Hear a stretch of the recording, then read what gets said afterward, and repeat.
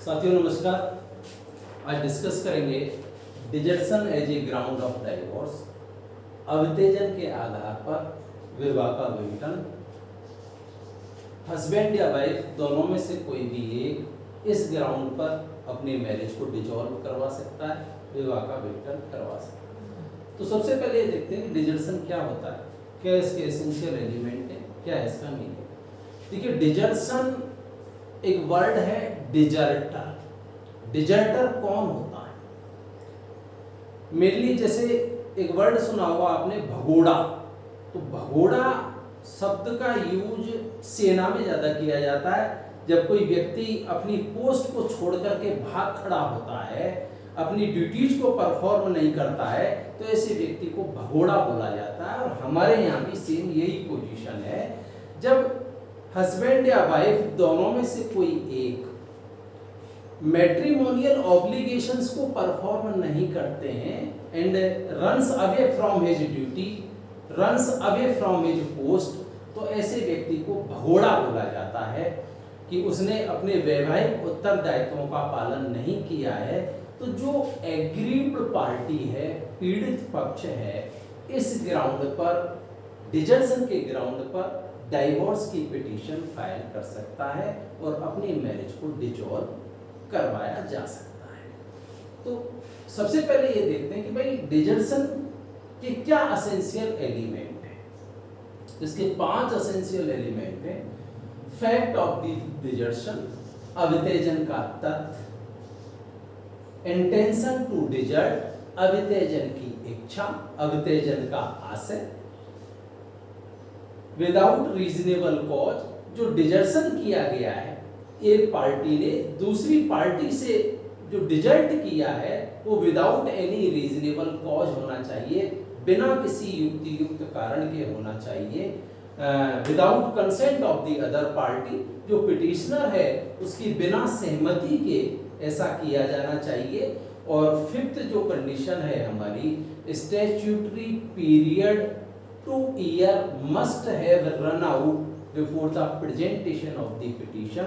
अवितेजन के ग्राउंड पर जब डाइवोर्स की पिटीशन फाइल की जाती है तो हमें ये प्रूव करना होता है कि दूसरी पार्टी को डिजर्ट किए हुए 2 साल या उससे अधिक समय हो गया है, उसके बाद ही इस ग्राउंड पर डाइवोर्स की पिटीशन फाइल की जा सकती है।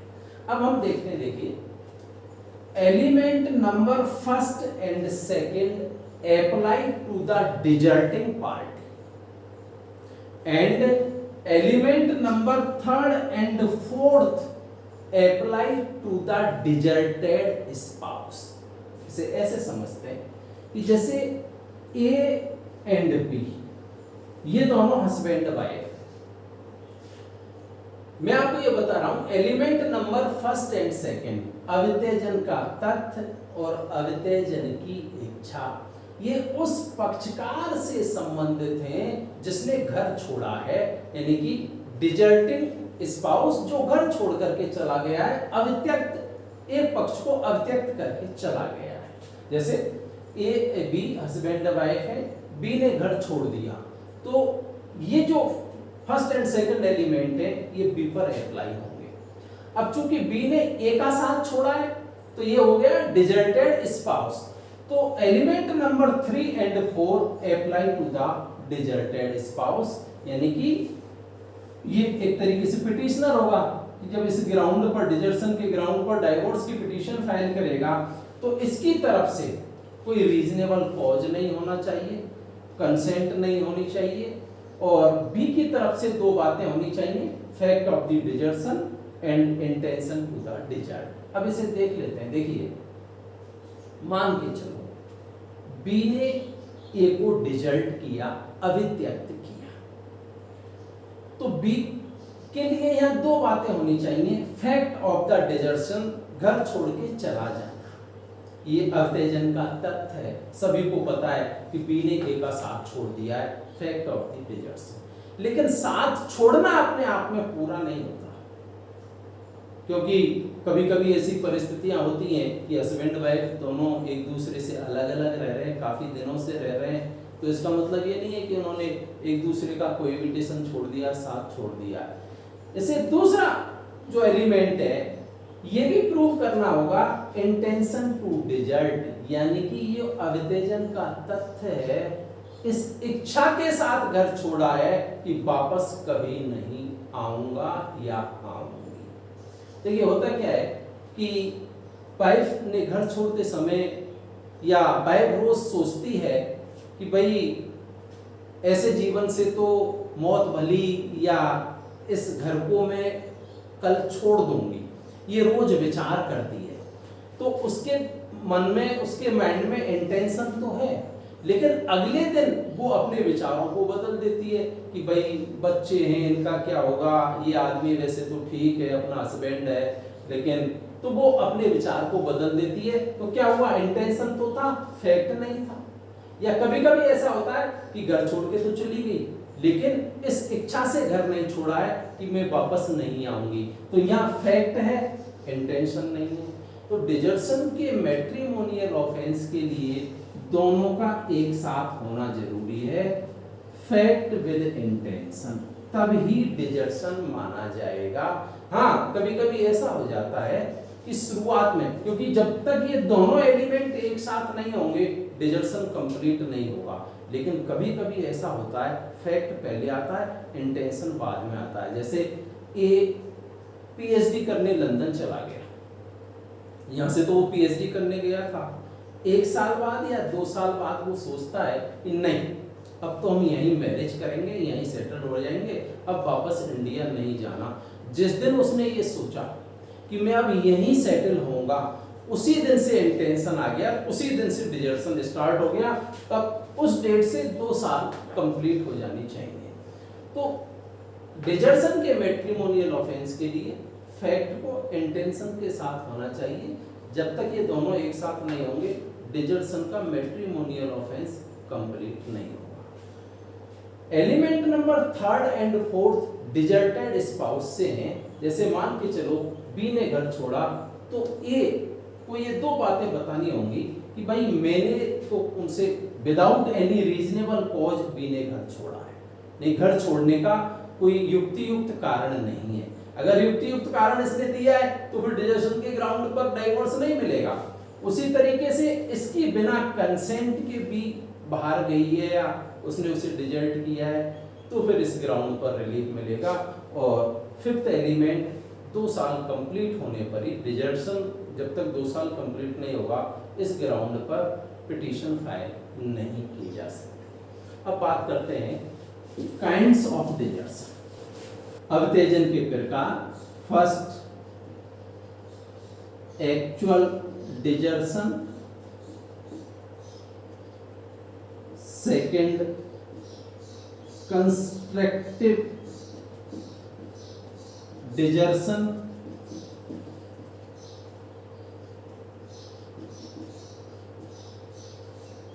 Wilful neglect. वास्तविक अवतेजन, आणविक अवतेजन, जानबूझकर उपेक्षा करना।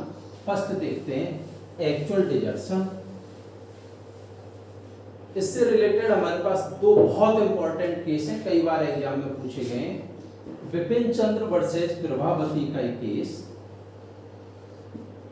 विपिन चंद्र वर्सेस प्रभावती के केस के फैक्ट मैं आपको बता रहा हूं। इन दोनों की मैरिज 1942 में हो गई। 1945 में इनके एक बच्चे का जन्म हुआ। 1946 में ये मुंबई में रहते थे, तो इनके पड़ोस में विपिन चंद्र का एक दोस्त आकर के रहने लग गया। जनवरी 1947 में विपिन चंद्र यूके चला गया। मई 1947 में विपिन चंद्र यूके से वापस इंडिया आ गया। जब वो वापस इंडिया आया तो विपिन चंद्र के फादर ने विपिन चंद्र को बताया कि आप तो यूके चले गए और आपके ये जो दोस्त हैं इन्होंने यहाँ दोस्ती का फर्ज निभा दिया, यानी कि उन्होंने कुछ ऐसे प्रूफ दिए विपिन चंद्र को जिससे कि दोनों प्रभावती और फ्रेंड के बीच में इलिसिट अफेयर, इलिसिट रिलेशनशिप के वो प्रूफ थे। उसी समय प्रभावती की कजिन सिस्टर की मैरिज थी, तो प्रभावती 24 मई 1947 को अपने मायके, अपने गांव चली गई उस मैरिज में शामिल होने के लिए। ये मैरिज जून के एंड में कंप्लीट हो गई थी, और जब हो सकता है जून एंड में जब मैरिज कंप्लीट हो गई तो प्रभा वहां से वापस आती, लेकिन 15 जुलाई 1947 को बिपिन चंद्र ने प्रभावती को एक लीगल नोटिस भेजा, और उस लीगल नोटिस में प्रभावती पर एडल्ट्री का चार्ज लगाया गया, एडल्ट्री का एलिगेशन लगाया गया, और उससे कहा गया कि भाई बेटे को वो वापस भेज दे और वो वहीं रहे। नवंबर 1947 में एक दिन बिपिन चंद्र की मां ने बिपिन चंद्र को बताया कि प्रभा मुंबई आ रही है। तो बिपिन चंद्र ने प्रभा के फादर को एक टेलीग्राम किया, और उस टेलीग्राम में लिखा, must not send Prabha, Prabha को मत भेजो। और बाद में जब टाइम पूरा हो गया, ये ड्यूरेशन 2 ईयर 4 ईयर जो उस समय चलता था कंप्लीट हो गया, डिजर्सन के ग्राउंड पर डाइवोर्स की पिटीशन फाइल कर दी। अब देखिए 5 एसेंशियल एलिमेंट मैंने आपको डिजर्सन के बताए थे। इसमें फर्स्ट जो 2 एलिमेंट थे, fact of the desertion and intention to the desert. मैंने आपको ये बताया था कि डिजर्सन का मैट्रिमोनियल ऑफेंस तब कंप्लीट होता है जब फैक्ट के साथ इंटेंशन हो। क्या प्रभावती ने अपनी ससुराल 24 मई 1947 को मुंबई छोड़ा था, तो क्या 24 मई 1947 को घर इस इंटेंशन के साथ छोड़ा था कि वो वापस कभी नहीं आएगी? नो, प्रभावती ने इस इंटेंशन के साथ घर नहीं छोड़ा था। दूसरी बात, जब प्रभावती ने वापस अपने घर आने का प्रयास किया, मुंबई आने का प्रयास किया, तो उसके प्रयास को बिपिन चंद्र ने थ्रू टेलीग्राम विफल कर दिया, और प्रभा वापस मुंबई नहीं आ पाई। तो डिजर्सन के ग्राउंड पर कोर्ट ने डाइवोर्स देने से मना कर दिया, और डिजर्सन के लिए प्रभावती को दोषी नहीं माना। अब एक दूसरा केस और देखते हैं। लक्ष्मण वर्सेस मीना के केस के फैक्ट हैं। 1946 में लक्ष्मण की मैरिज में मीना से हो गई। लक्ष्मण ने उस समय MBBS किया था, डॉक्टर लक्ष्मण। 1947 में इनके एक बच्चे का जन्म हुआ जिसका नाम इन्होंने अशोक रखा। लेकिन दुर्भाग्य से उसी समय हमारे देश का बंटवारा भी हुआ, और चूंकि लक्ष्मण और मीना दोनों की फैमिलीज उस समय के हिंदुस्तान, आज के पाकिस्तान में रहती थी, यानी कि कराची में ये लोग रहते थे। मीना के जो फादर थे वो मसालों के बहुत बड़े व्यापारी थे, और पूरे साउथ एशिया में उनका बिजनेस फैला हुआ था। दोनों की फैमिली वहां से इंडिया आ गई। लक्ष्मण मुंबई में सेट हुए, और मीना की जो फैमिली थी वो पुणे में सेटल्ड हो गई।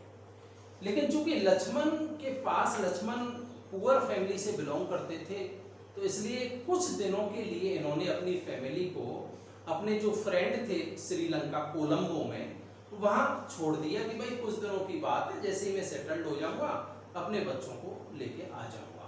लेकिन वहां पर डॉक्टर लक्ष्मण की सिस्टर और मीना में झगड़ा हो गया, तो डॉक्टर लक्ष्मण मीना को 1948 में अपने पास लेकर के आ गया। बाद में फैमिली भी आ गई। डॉक्टर लक्ष्मण और मीना मुंबई में साथ लगभग 6 साल तक रहे। लेकिन अचानक 6 साल बाद मीना ने 26 फरवरी 1954 को घर छोड़ दिया। वो अचानक घर छोड़ के चली गई। डॉक्टर लक्ष्मण को जब पता चला तो वो मीना को मनाने गया कि भाई आप ऐसा क्यों करते हो, वापस घर चलो।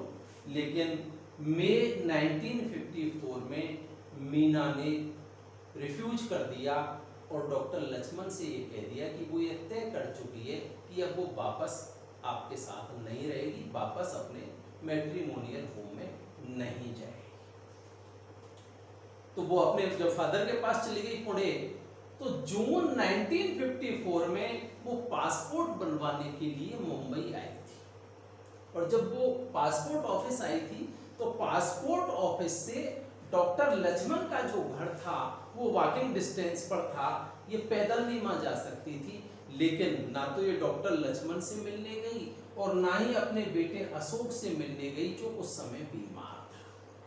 जब इनका पासपोर्ट तैयार हो गया तो ये 7 जुलाई 1954 को Singapore, Jakarta, Hong Kong, Philippines, Manila के लिए घूमने निकल गए। और जब वहां से घूम करके लौटी, कब लौटी? अप्रैल 1956 में जब वो दिल्ली एयरपोर्ट पर उतरी तो ये अप्रैल का महीना था, गर्मियों के दिन थे। मीना को यहाँ आते ही गर्मी लगी और दिल्ली एयरपोर्ट से ही वो श्रीनगर के लिए चली। 20 सितंबर 1956 को डॉक्टर लक्ष्मण ने जुडिशियल सेपरेशन की पिटीशन फाइल की। क्योंकि उस समय मैरिज लॉ अमेंडमेंट एक्ट 1976 से पहले adultery, cruelty, desertion judicial separation के ग्राउंड हुआ करते थे। After marriage law amendment act 1976 judicial separation and divorce दोनों के ग्राउंड को सेम कर दिया गया है, एक ही कर दिया गया है। तो इसलिए उस समय डॉक्टर लक्ष्मण ने जुडिशियल सेपरेशन के लिए पिटीशन फाइल की और कोर्ट ने डिजर्सन मानते हुए डॉक्टर लक्ष्मण के फेवर में डिग्री पास कर दी।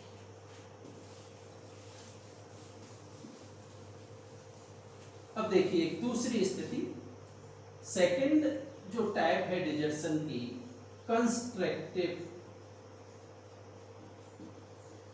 कंस्ट्रक्टिव डिजर्सन, इसे बोला जाता है आणविक अभित्तेजन।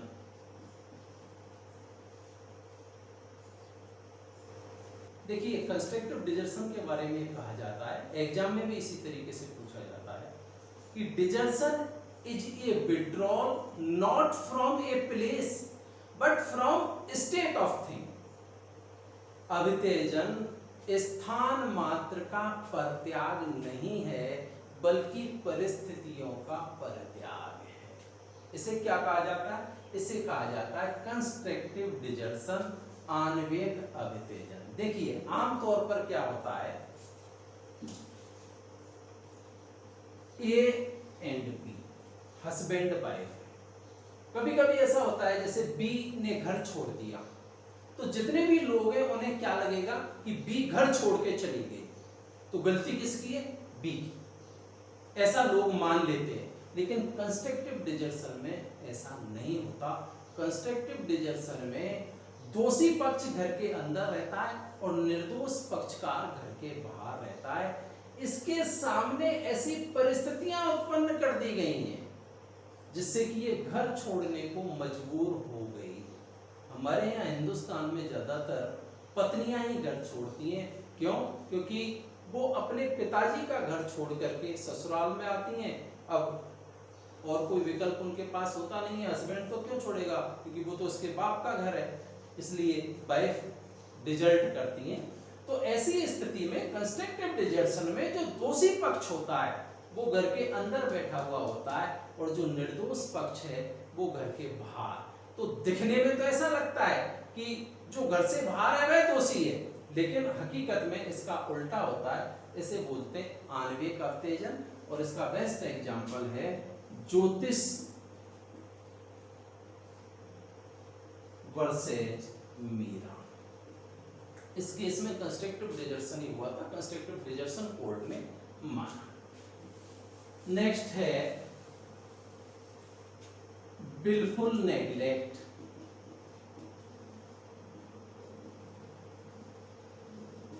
यदि जानबूझकर उपेक्षा करना, यदि एक पक्ष दूसरे पक्ष की जानबूझकर के उपेक्षा करता है तो इसे भी डिजर्शन माना जाएगा। इससे रिलेटेड एक केस है नीलम सिंह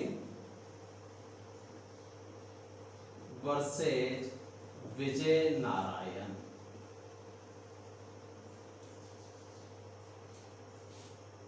हस्बैंड ब्रांच मैनेजर था, वाइफ को गांव में रखता था, कोई दिक्कत नहीं है, गांव में भी लोग रहते हैं, वाइफ को कोई प्रॉब्लम नहीं थी, लेकिन उसके पास साबुन के लिए भी पैसे नहीं होते थे। इससे आप अंदाजा लगा सकते हो कि उसे कितना नेग्लेक्ट किया जा रहा था। कोर्ट ने बिल्कुल नेग्लेक्ट मानते हुए वाइफ के फेवर में डिजर्शन के ग्राउंड पर डाइवोर्स की डिग्री पास कर दी। अब देखिए termination of the desertion.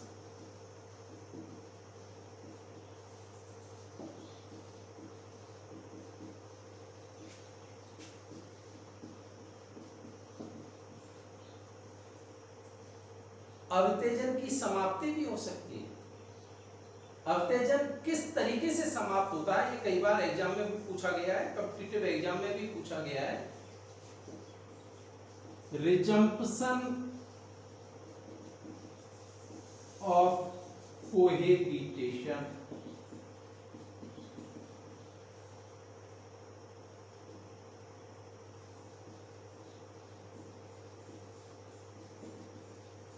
resumption of sexual intercourse,